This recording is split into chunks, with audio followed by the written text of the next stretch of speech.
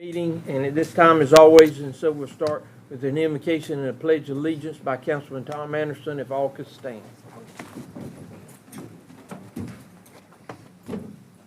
We could all pause for a moment. Gracious Heavenly Father, thank you for the opportunity to be here, to live here, and to serve here. Dear Father, ask for blessings on all the folks in this room who help to try to make our community better, safer, fair. Father, we ask for continued blessings of safety on our public safety officials and be with them through this time. Dear Father, we ask all these things in your name. Amen. Amen. Ladies and gentlemen, attention to the flag. I pledge allegiance to the flag of the United States of America and to the republic for which it stands, one nation, under God, indivisible, with liberty and justice for all. Thank you very much. We don't have any public input this time. We got a lot to cover, and so I'd ask everyone to be mindful of that. We need a motion for approval of agenda contents. So moved. Everybody in favor? And the minutes from the previous meeting, approval of minutes in March. So moved. All in favor, aye. Ms. Pam Creech with Horry County Solid Waste Authority Recycling. She asked for 20. I told her 10. I know that's going to be a struggle for her, so I just let her go ahead. Look what's standing up here with her. Yes, sir. And so Executive Director, Mr. Danny Knight, so he don't need much. No, apologize, Mr. Kent had an appointment flip-flopped on him yesterday afternoon. And when you get to a certain age, the biggest sport in town is doctor's appointments and drugstores and stuff like that. You don't know nothing yet. Hey, I'm working on it. Kind of give an update for Ms. Creek starts. Our board gave us very direct, plain, clear direction a few months back that we would not be transferring garbage out of the county, and that we would not commingle, and we would look at sites on our existing property for new landfills. And right now, we've started the process for 3 new permits. Before that, we were looking at a big crack up there around Ainer. Watch out now. I was just saying if you were listening. I'm listening. Not really, but we knew single-member districts, there was no way you could ever site another landfill in Horry County. But Ms. Creech, it's your passion. Thank you. I appreciate y'all allowing me to be here. I'm not going to be able to go over all of these figures, and we have the information for you. And the figures are really time for a workshop that people need to sit down and look at the figures for each city, the county, and incorporated areas. But as you know, we have a Class 2 landfill. The tonnage we took in last year was over 148,000 tons. Our Class 3, which is MSW, took over 3,000 tons. We all know with the growth that we have here and coming here and permitted here, not only in the unincorporated areas, but also in the cities, that these figures are going to double and triple in the coming years. As he said previously, we thought about commingling, but really, for the most part, that is a waste of an MSW and what it costs to commingle. And it was 3 additional disposal cells on our existing property. And the reason we would prefer it be on the existing property, it's going to be cheaper to maintain, it's going to be cheaper to hire people and to work with that. Transferring something out, we've always looked at that. But we had a problem with electronics one time, and we found out there's a federal law that says if you ever touch any waste, you will be responsible for it. The man that we paid to do the electronics that the state issued, for a few years everything went fine. We did not know that he had, at least some places in Florida, which he had. We found out later he took all of everybody's from a lot of different states there, left it. He was in an LLC, he couldn't pay for it. The man who left that property sued everybody. I never thought we'd have to pay because we had paid, we had our money and everything together. But because the state says if you ever touch something, you will be responsible for it forever. So to take our trash out of this county means that whatever those people do with it, we don't know if it's right or wrong, we don't know where they're putting it. But we do know we'll be responsible for it, so that isn't really a preferred option. The proposed cost will be approximately $153 million, and it will extend the life of our landfill to 2063. That sounds like a long time. Being 73, 40 years ago, I didn't ever think I'd get to this age. So those years travel pretty fast. And with the growth that we have, we will continue to expand our recycling and diversion. We do that with the MRF, the material recycling, household hazardous waste, C&D, yard waste, food waste, C&D shredding, and tires. The food waste, we did start a few years ago. We helped people get into business, created jobs, and we are doing the food waste like Charleston was. We even have some of our recycling centers that take food waste, but the most is the schools.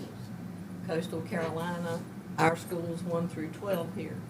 And if you ever want to enjoy seeing children in the 4th grade recycle their food waste, they teach their teachers, the substitute teachers that come in, and they love it. Now, those of us at home in businesses may not. It's a little bit more complicated than that. But it is a necessity for us to be able to pull the other percentage, 40.6% of the recyclables out of this waste, because we cannot recycle wet waste. Therefore, that's a good reason to pull the food waste out of that. Recycling this 40% will add years to our landfill. And we've been working with the cities, like to work with the county, to extend the life of this landfill. We have educated and advertised for 33 years in this county. We've pleaded, we've begged for people to recycle. If you bring recyclables in, even if you're a business, you don't have any tipping fee. Can't get a bigger carrot than that for it to be free. So we've done all of these things for over 33 years. We still are not recycling enough in our landfill. So nobody wants to hear a mandate. Nobody wants to be told what to do. I didn't want to wear my seatbelt when they told me I had to. Didn't really want to pay a lot more money from 3 to 6 for the electricity bill. None of us like to be told what to do. What we would like to do, after our education and everything that we are recycling, we've been to business, we'll be available to do that and help people. And none of this is going to be easy. Nobody's going to like it. But we at the Solid Waste Authority, we would be more than happy to sit down with any business, because as far as we're concerned, we're at the point that we feel recycling needs to be put on the business license. That would be the easiest, the quickest way for us to get in there. The businesses know they're going to recycle. I was appointed to Envision 25 for the county. When I was appointed to Envision 2040, everyone said, you know, if we had done this in 2025 and we had started it and implemented it, made it as convenient as possible, helped people as much as possible, we'd be way beyond the curve today, but we're not, because we didn't do that. We didn't do the hard thing. We kicked it down the road through those things, and it doesn't work. In Vision 2040, I actually said, you know, some of these developments that we do, we need to put in that in the code enforcement. Let them use their open space. Don't cost them any more money. Let them make the money for all the houses they can have. But in the open space they have to have, make it that they have to put the recycling facilities, the waste facilities, all of those things. These things can be worked through with businesses and incorporated as easily and financially responsible as possible, and we're willing to do that. But we do need to start this. It needs to start, and we need to continue this until we get to the level of recycling where we need to be. We can't continue to do this forever. Germany and 8 other states in our country decided years ago that that wouldn't work, it wouldn't continue, that this had to be done. And I'm afraid, in my opinion, as a lot of people's opinion, we don't generate, the Solid Waste Authority doesn't generate trash, we handle it. And we like to handle it as best we can, financially, environmentally, and easy for the public and businesses. And that's what we're here for, and that's what we'd like to say to you today. We need to sit down with your administrator or this council or a workshop, and together as a team, we need to work this out. We need to start doing it as soon as possible. So that's what I'd like to say to y'all. We would like to have some response in the near future from you to sit down, put these figures together, let you look at them, see how much money you're going to, for this recycling, you will be saving in years millions of dollars out of your budget. And we'll be more than happy to sit down with you and work this out. Thank you. Thank you, ma'am. And so, and it is an issue because 30 years ago, who would have thought, trash, man, what we're dealing with the growth and stuff. But I agree that there's got to be something done. And so we'll try to get together and we'll get a date. And so we'll get the two boards, y'all's board and stuff with the committee here together and stuff, because we got a lot to address and stuff, and it's got to be addressed. Thank you, I appreciate it. I agree. Yes, sir, Tom. Danny and I met Danny when we served on the Solid Waste Authority Board, and I thought it was interesting that it was brought up about the legislature. And when I was on the board, I was terrified 25 years ago because the legislature, DHEC, nightmare to get another permit, nightmare to go buy property somewhere else, nightmare.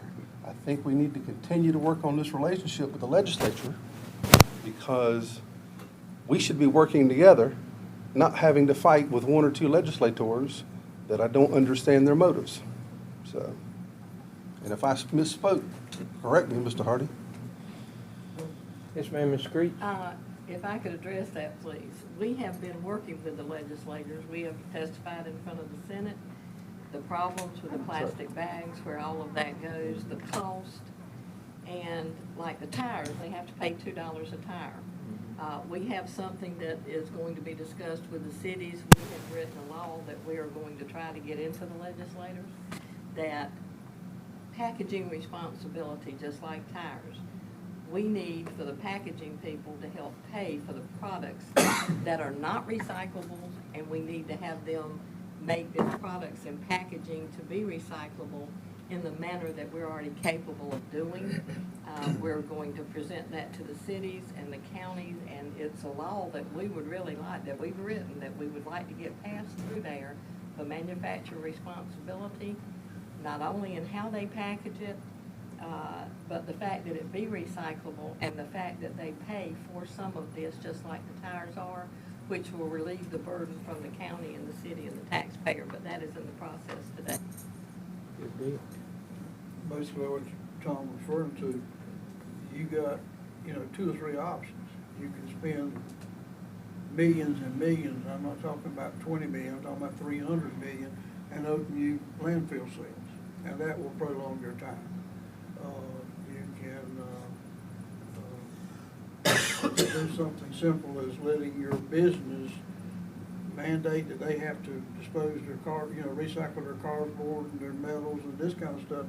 And that right there, you're taking product in that you can resell, and you're not having to expand your landfill.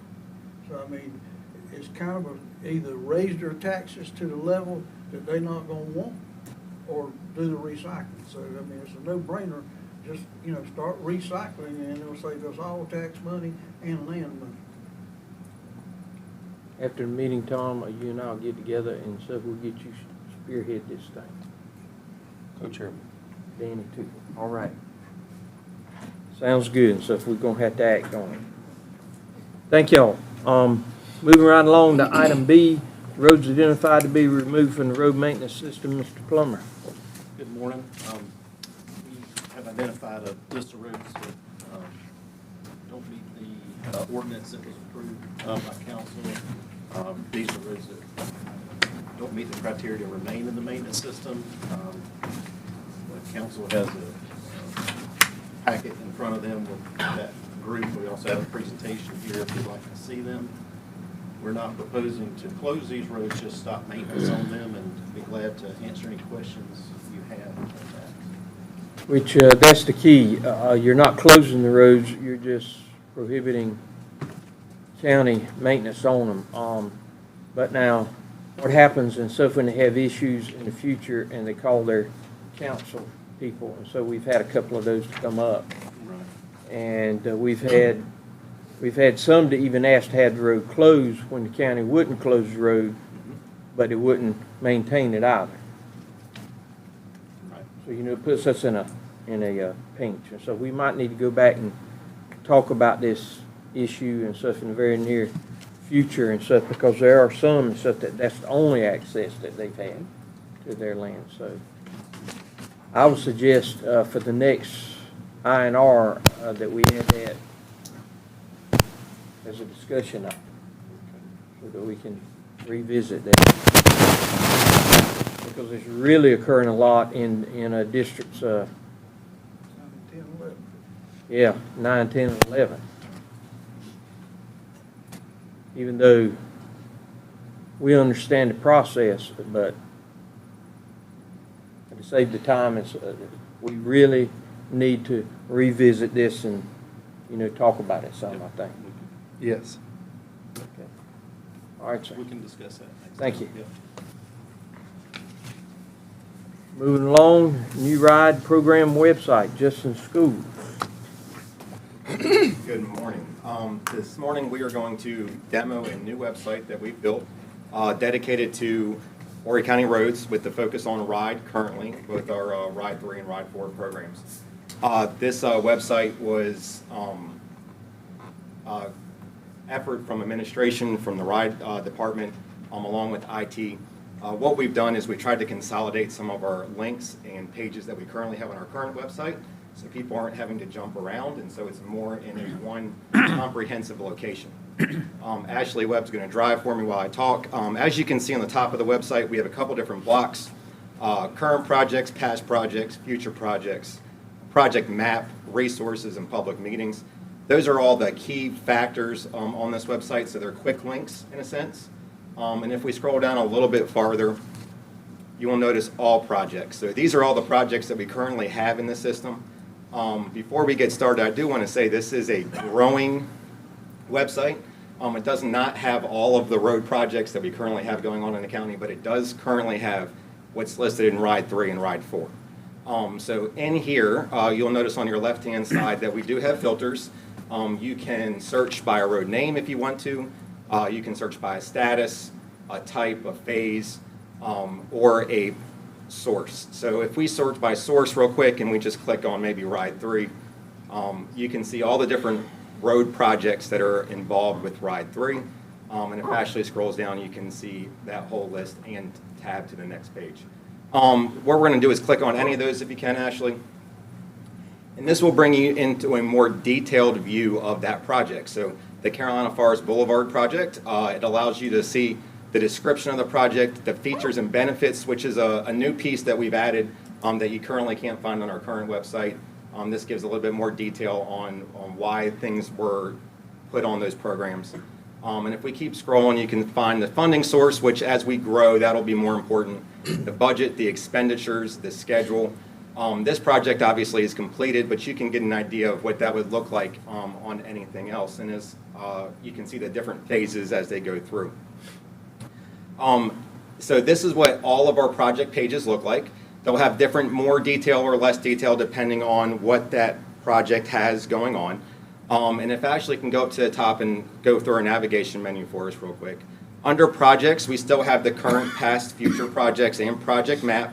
Same as on the main page, since those are the main focus of this site. Also below that, we also have SCDOT projects as well.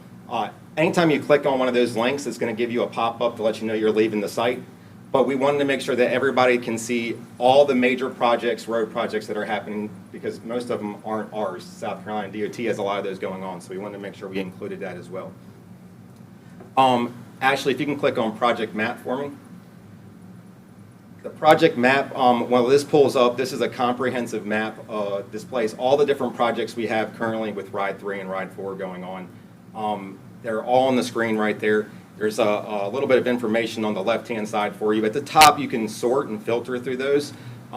Program source, project type, whether it's a major project or resurfacing. If we can go to program source real quick, Ashley, at the top, and sort through Ride 3 again. Then if you can click on any of those road segments on the map for us. What that does is bring up a little panel on the right-hand side. It gives you some information. It's kind of a very quick summary of what we saw on one of those project pages. At the bottom of that, though, there is a project page, and you can click View and actually bounce you right to the project page for that particular project. So this brings you right back to the Carolina Forest Boulevard page, which is neat in the sense that you can go back and forth between a map view and the project view as well. To go back to the top navigation menu, we also have resources. We have Ride 3, Ride 4, capital projects, and a couple new things. How a road gets built, South Carolina DOT webcams.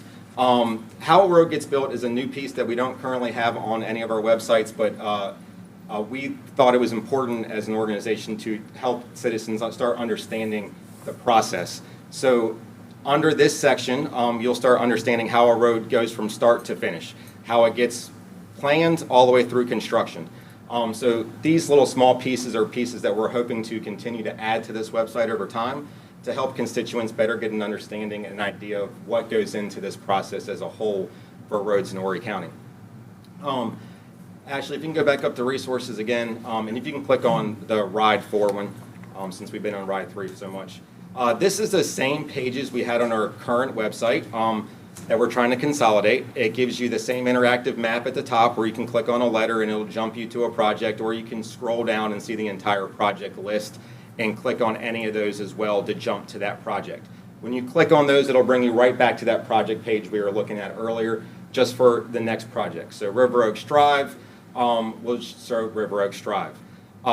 Some of the other things that we wanted to show in here was it also brings you to the project maps that are more of a PDF style map of the projects instead of the overview map.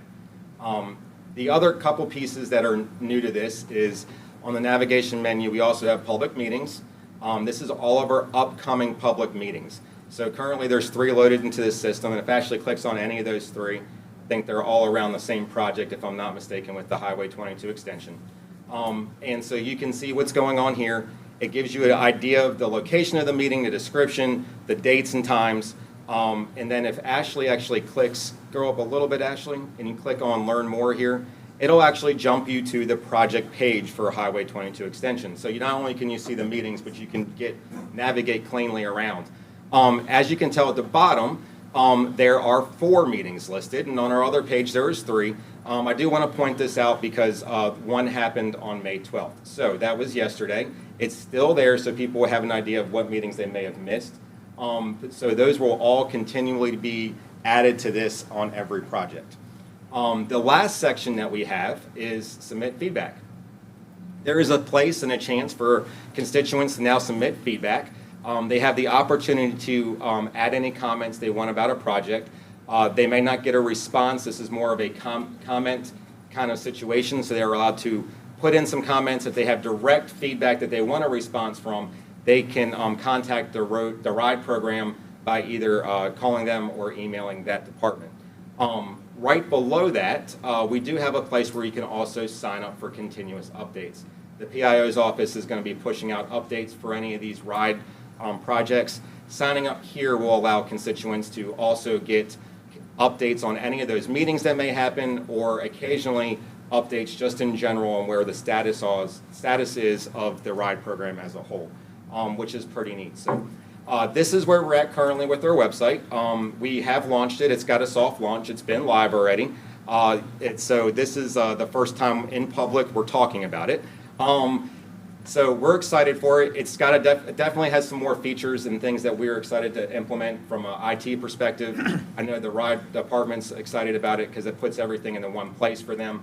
Our goal is to slowly pull off the 4 or 5 different sections we have on our current website that talk about ride or other road things and have them consolidated into this one web page. So people are only going to one place instead of all over the place. So that's the gist as a whole. I do want to reiterate, though, that this is the infancy stages of this project in a sense. While we have been working on it for several months with the help of the ride department and some other groups, we are at the beginning stages, and this will continuously grow as we move forward. So that is the presentation on the new roads website that we have. David, you want to? Yeah, actually, if you would, I want to make a couple of points. If you would go to the Highway 22 extension page.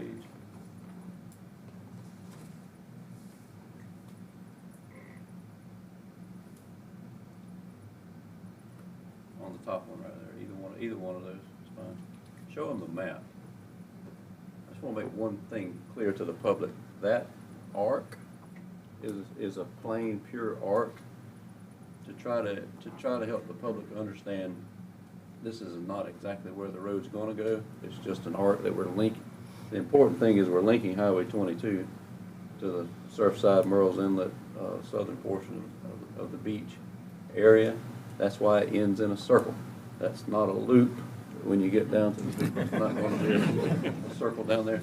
We don't know where, and that's part of the public meeting that's going on right now. That's part of the reason that it's a circle, because we don't know where it's going to go. That's the purpose of the public meetings that are going on today, tomorrow, and the next, are to get input from the public.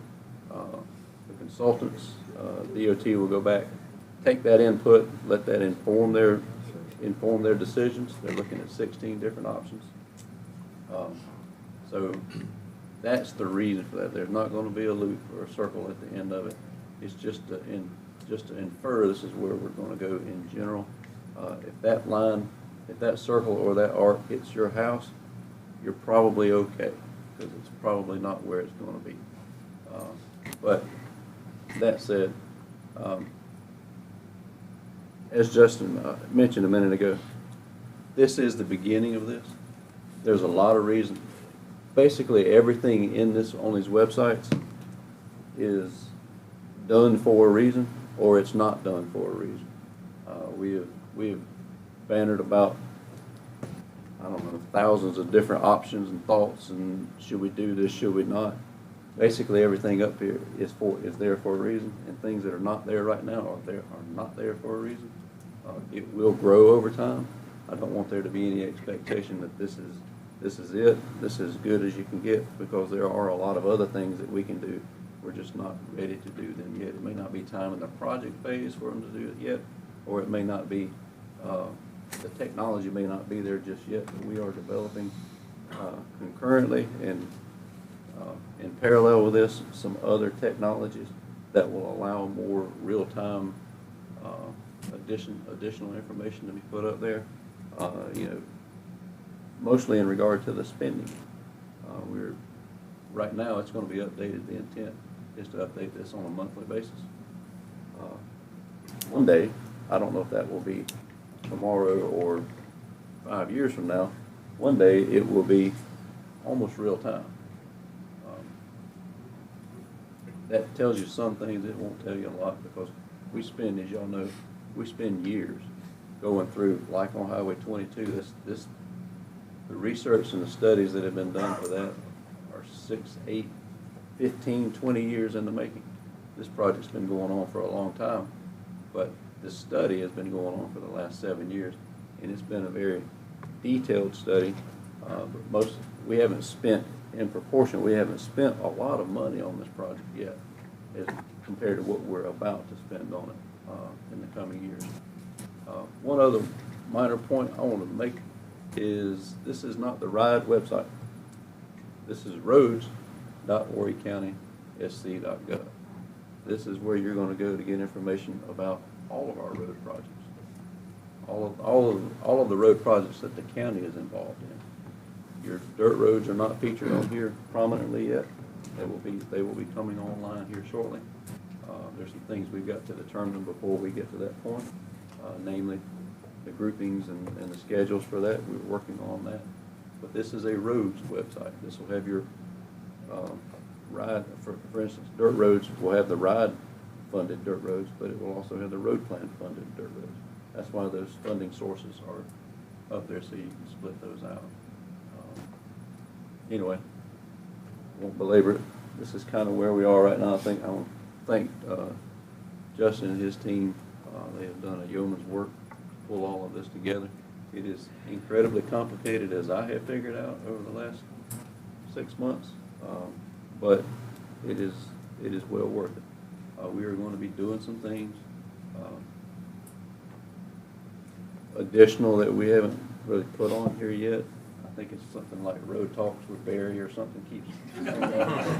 Road Talks with David Gilreath. So, anyway, we're going to do some things. I got an email on Friday, and from a nice lady on the south end, asked about 6 different questions, and they were very good questions. I'm going to write an email regarding that back to her. Those are things that we can answer on the website. So when we can provide this, when the public can get into this, and they can now, that some of those questions will go away. It will probably create other questions, but that's okay too. So if y'all have any questions, suggestions or anything, just reach out to us and let us know. And we will either add or incorporate your ideas into it as the technology and the processes allow. Yes, sir. Just a comment. Great job on the website, the app, and this is very exciting. I get a lot of wild phone calls, and it's nice to be able to tell them to put the app on their phone or to go to the website. And usually if you can talk to people while they're doing that, they usually want to hang up on you because they want to go searching on the website because there's so much information. And I will say that this website is completely mobile friendly. It is built and React so it can adjust to any size device that you have. And we have made sure over the last several months that it does respond and react well on a phone, because we understand that that's where most people are at these days. So while it looks good on a computer screen, it also functions and looks good on a phone as well. Great job. Good job. Thank you. All right. Moving right along. Resolutions. A resolution to accept the roads and drainage in the following subdivisions in the Horry County Maintenance System. Mr. Gilreath. Thank you, Mr. Chairman. The following phases of these subdivisions have been designed, built, and found to meet county standards, and we recommend inclusion into your road maintenance network. They are Heather Glen Phase 20, Las Palmas Drive and Azalea Bloom Drive, Oyster Bluff Phase 4, Parks at Carolina Forest Phase 13, and Parks at Carolina Forest Phase 15. Have a motion. So moved. Any comments? All in favor? Aye. And the next one, item B, a resolution designating May the 18th through the 24th, 2025 as National Public Works Week, People, Purpose, and Present. Mr. Gilreath. Thank you again, Mr. Chairman. This is the 65th Annual National Public Works Week.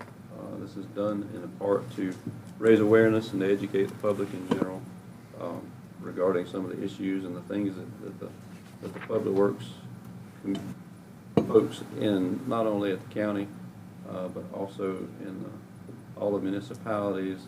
The NCDOT is a part of this, but specifically for the county, it's your public works departments, your stormwater departments, your facilities, construction and maintenance department, fleet, and engineering. They do things that you don't see. This is an opportunity to recognize them for the things that they do. If we're not in the news, it means we're doing a great job. If we're in the news, it means we're still doing a great job, but somebody's confused. So, anyway, it's an opportunity We have to any recognize of the activities and stuff Yes, like sir. you had last year? We have an annual training day that we incorporate was termed as a rodeo. It used to be termed as a backhoe rodeo. It's a series of competitions that they take an hour or two. What day is that going to be on? Do you know yet? I'm sorry? Wednesday the 21st. Wednesday, May the Of May? 21st. Yes, sir. I'm trying to be out there, so I'm gonna show you how to run a tractor. It's a great day. I won't break nothing.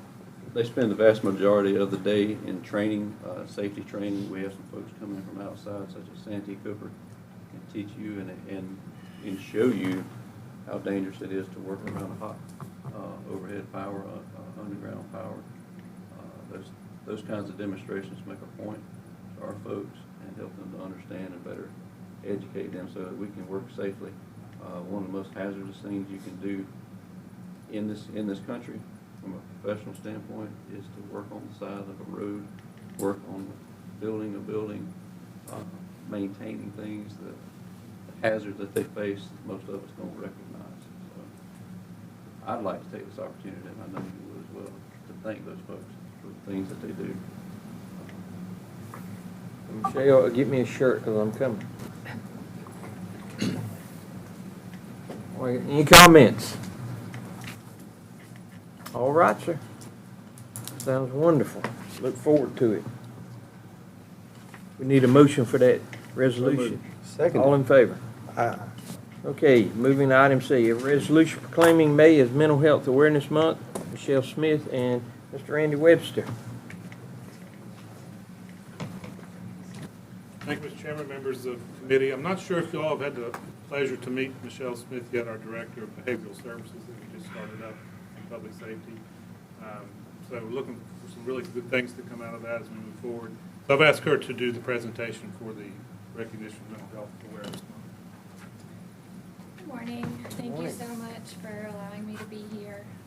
Before you is a resolution to recognize May as Mental Health Awareness Month. And I really cannot thank you enough for taking this today and passing it out to full council. So mental health, I think, is we're definitely in a mental health crisis, but the county as a whole, I think, is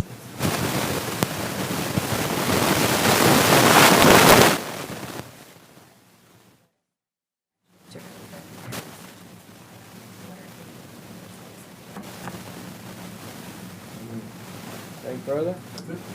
We Need a can motion? tell this is very important Exactly. because Randy wore a green tie and you wore a green jacket to match the green duck. He usually wears a close Chanticleer tie. I'd like to make a motion to move forward with staff's recommendation. All right, sir. Any other? I made a post yesterday. Yesterday, I saw it. Yes, sir. About what our folks do here. And unless you've been in some of their shoes, it is really hard to understand why this is so important. Because they're involved in a lot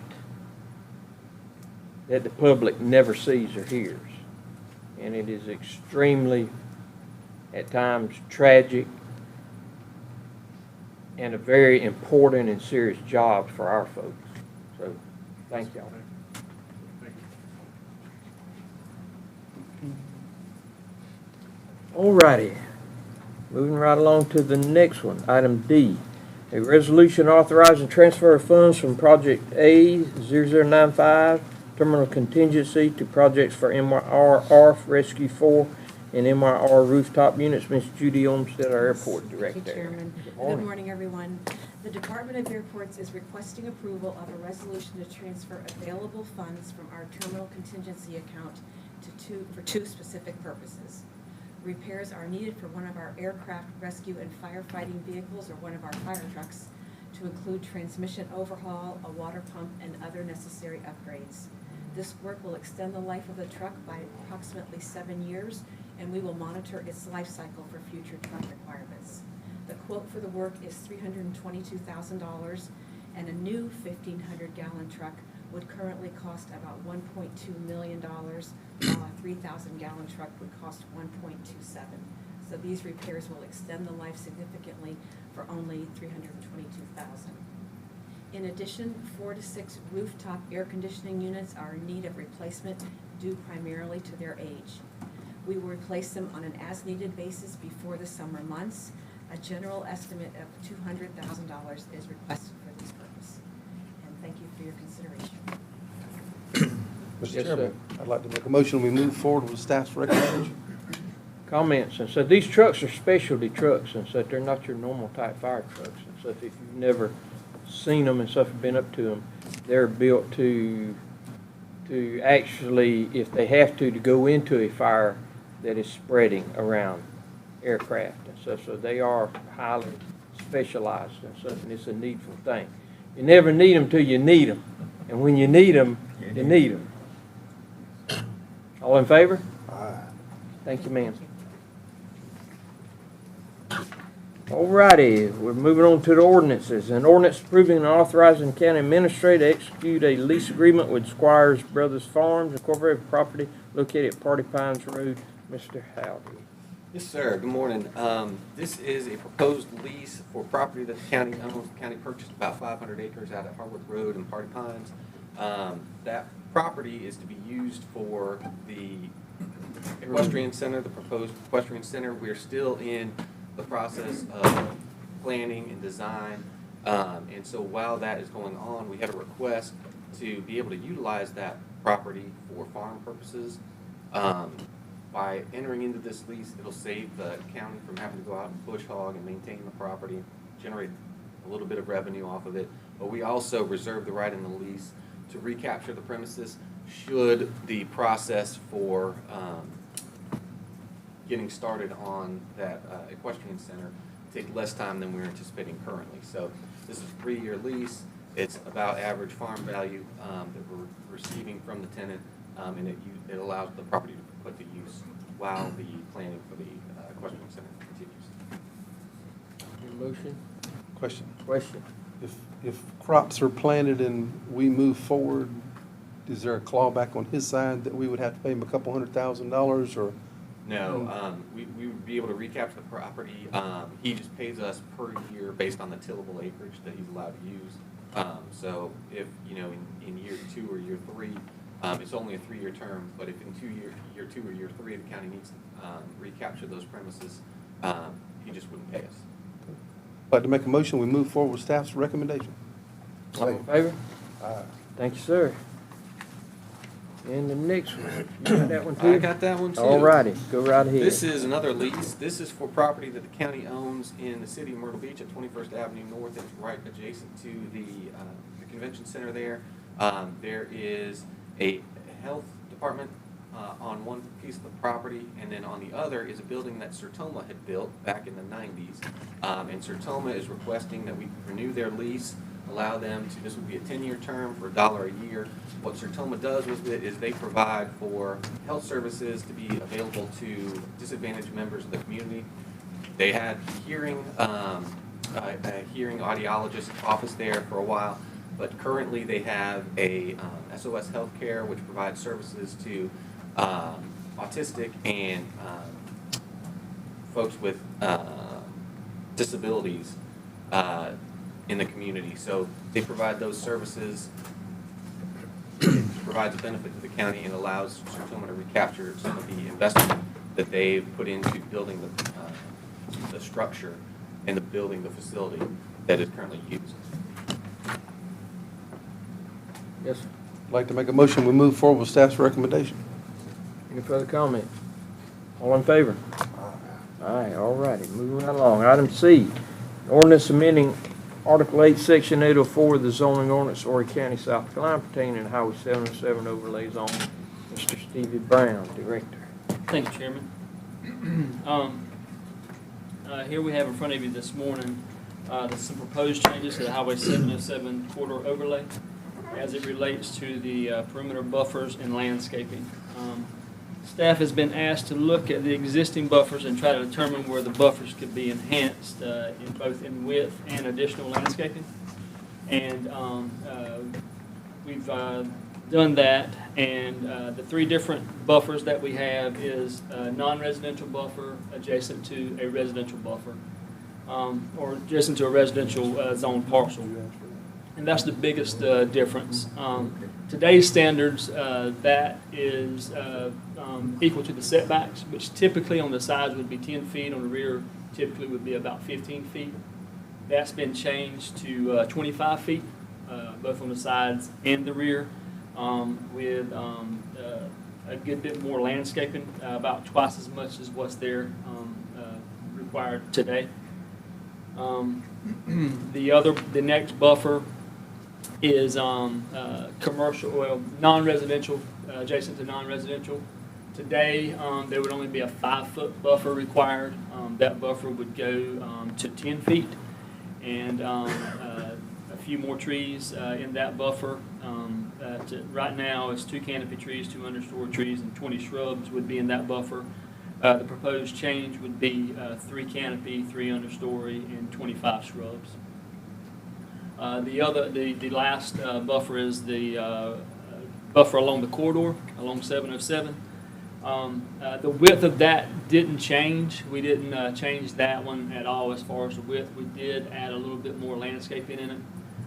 Today's standards is 25 feet or the 10% of the property's depth. For example, if you had a parcel that was less than 250 feet deep, that buffer would be less than 25 feet. We've taken that part out and requiring 25 feet regardless of the depth of the parcel. And also the last part of the requirement for the trees, we did add that you had an option to do 10 additional evergreens, and they could be shrubs or trees.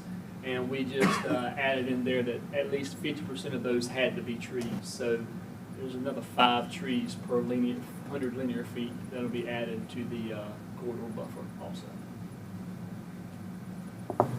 And that's the changes. There's no changes to the building facades, type of buildings, type of materials to be used or anything. It's just buffers and landscaping. Do we have a motion? So moved, Mr. Chairman. Questions, comments? Yes, sir. Do you have any 707 in your district? That much? Not that much. It's mainly in Cam's district and Tyler? Tyler's. Okay. Tyler's, so. I've already spoken with Mr. Loftus and Mr. Crawford about the portion of I think Tyler. I spoke with Tyler I don't wanna about speak it for Tyler, but yesterday, and He's on okay board with with it. it, I Yes, think. definitely. Okay. Seconded. all in favor? Aye. Thank you, sir, Steve. Good job. Departmental reports are in your packets. Are there any questions or comments on any of those? Do we have any old business, Mr. Gilreath?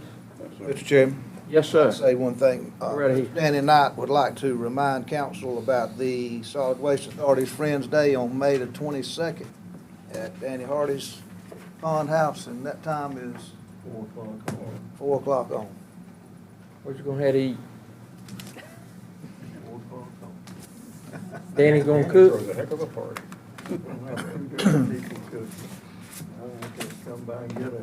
Or until, and so you might wanna put a time limit on that, Danny. Especially with these guys. He can go home and leave them with this Danny. Nothing recycled, right? We have leftovers every other night. That's what they're saying.